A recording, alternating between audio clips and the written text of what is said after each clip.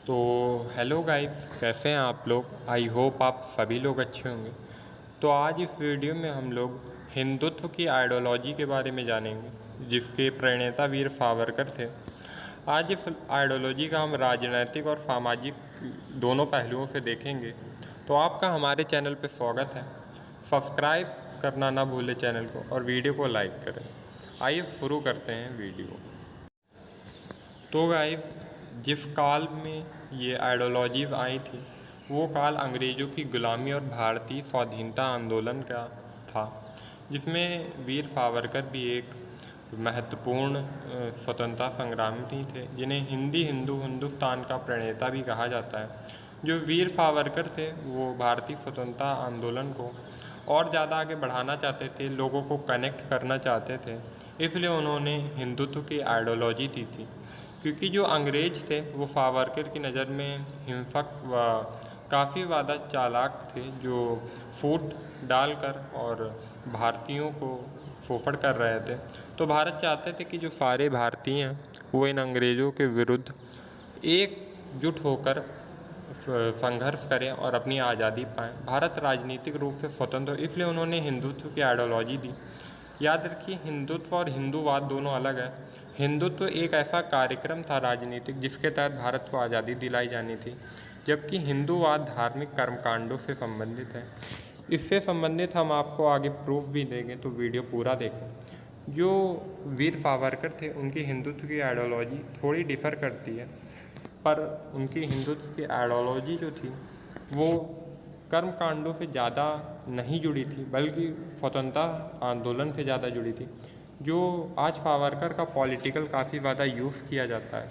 तो हम आपको बताना चाहते हैं, जो सावरकर थे वो अंग्रेज़ों से काफ़ी ज़्यादा क्षुब्ध थे, काफ़ी ज़्यादा अंग्रेज़ों का विरोध करते थे, क्योंकि अंग्रेज़ भारतीयों का लगातार शोषण कर रहे थे। इसलिए जो सावरकर थे उन्होंने भारतीयों को एक संगठन के रूप में आने के लिए प्रोत्साहन दिया था, इसलिए उन्होंने हिंदुत्व की आइडियोलॉजी दी थी। और अंग्रेज़ सरकार भी इससे भयभीत हो गई थी और उन्हें काफ़ी बार जेल भी जाना पड़ा था। परंतु उन्होंने कहा था कि जो हिंदू है समाज, उसका तभी विकास हो सकता है जब वो एक संगठित हो और भाईचारे की भावना रखे।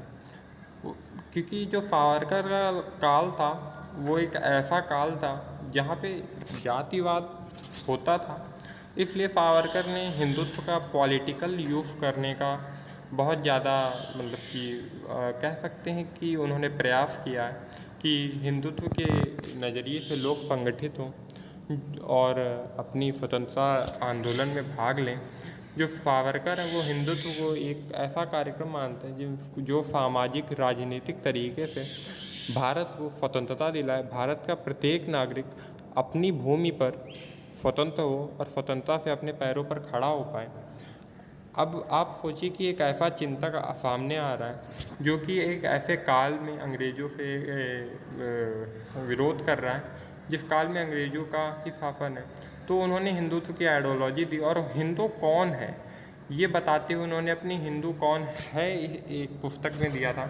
असिंधु सिंधु परित्यास भारत भूमि का पितृभू पुण्या भू फैवास साव हिंदू रीति स्मृता। उन्होंने एक हिंदू की ये परिभाषा दी थी।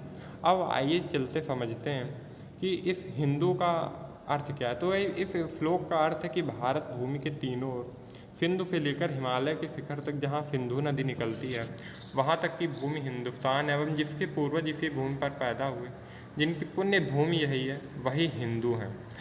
तो आप देख सकते हैं कि जो हिंदुत्व का कॉन्सेप्ट है वो हिंदूवाद से काफ़ी ज़्यादा अलग है। इसके बाद इन्होंने हिंदू के 3 गुणों के बारे में बताया, जिसमें उन्होंने कहा कि एक हिंदू को भारत के प्रति पूरी श्रद्धा रखनी चाहिए और उसका सम्मान करना चाहिए। आप B.R. अम्बेडकर और गांधी की बात करते हैं तो गांधी जी का मत ये था कि जातिवाद को समाप्त हो जाना चाहिए, लेकिन जाति को केवल पुनर्व्यवस्थित करने की आवश्यकता है। वर्णाश्रम जो कर्म व्यवस्था पर आधारित था वो गलत नहीं था, परंतु उसके बाद जो जातिवाद आया, जो जन्म पर आधारित हो गया, वो गलत था। जबकि B.R. अम्बेडकर तो जाति को समाप्त करने के पक्षधर थे, वहीं गांधी जो थे वो जातिवाद के खिलाफ थे, लेकिन जाति को पुनर्व्यवस्थित करने की आवश्यकता मानते थे। गाइस, मैं गांधी और यहाँ पे अम्बेडकर का जिक्र इसलिए कर रहा हूँ क्योंकि जो कि हिंदुत्व है वो भी इसी तरह से था। वो हिंदूवाद के खिलाफ था, परंतु जो हिंदुत्व है वो हिंदूवाद से बहुत ज़्यादा डिफरेंट है। हिंदूवाद के तो खिलाफ था, हिंदूवाद को समाप्त करने के पक्षधर थे, परंतु जो रियल हिंदुत्व है उसको केवल पुनर्व्यवस्थित करने की आवश्यकता है। जैसे विवेकानंद जी ने कहा कि आप अपनी संस्कृति पे गर्व कीजिए, वे भी विवेकानंद भी अपनी संस्कृति पे गर्व करते थे, परंतु उसकी बुराइयों को लगातार सामने लाने का प्रयास करते थे। अगर आपको हमारा यह वीडियो पसंद है तो चैनल को सब्सक्राइब करें तथा वीडियो को लाइक करें।